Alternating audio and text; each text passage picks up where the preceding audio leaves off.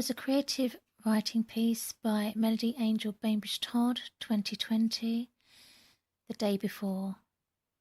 I am nothing. I have no heart to pump, no nose to breathe, no life to care for.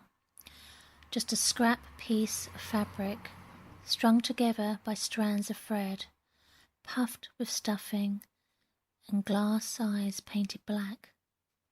Hand-stitched by the finest, yet by a name no one knows. I am not manufactured, although somehow I am still worthless.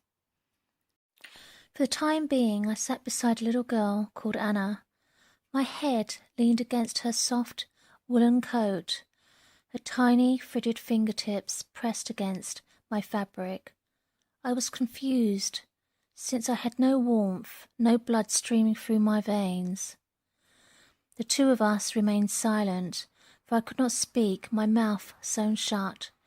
I watched her eyes flutter, glaring out at the snow we drove upon.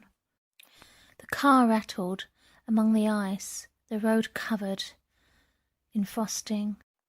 The parents chatted, arguing about driving on such a cold, breezy morning. Christmas Day, in fact. The girl sighed, she covered her ears, looking wistful.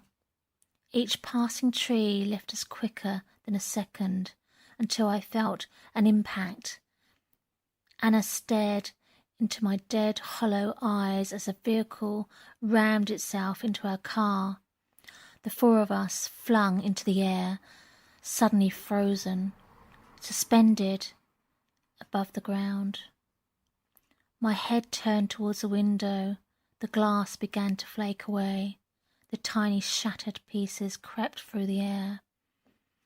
I watched each speck sparkle. The barriers collapsed inward, jolting Anna forward into her belt. I witnessed the car tumble, thrashing against the concrete, the stuffing from within these people falling out, and I sat there watching. The day before, I was perched upon a shelf, gathering dust. I glared at objects falling into humanity's hands. I often wondered where they went. What could they possibly want from us? I am but a bear, completely worthless. The day I left with a little girl, she carried me in her arms, holding tight onto something which is unimportant. Now I sit on the concrete, watching their bodies being dragged through the wreck. I stared at Anna's face, her heart faint as if a whisper. I came to realize I was alone on the shelf, and maybe the little girl was too. I now have a home, company and a family. Well, for 24 hours I did. Years passed and I still waiting for Anna to come back to me. I have hope. I shall wait until my fabric will wither, until my last stitch disintegrates.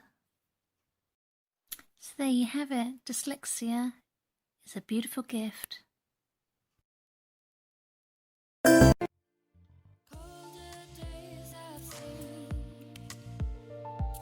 Frozen petals from frozen fields, ice cold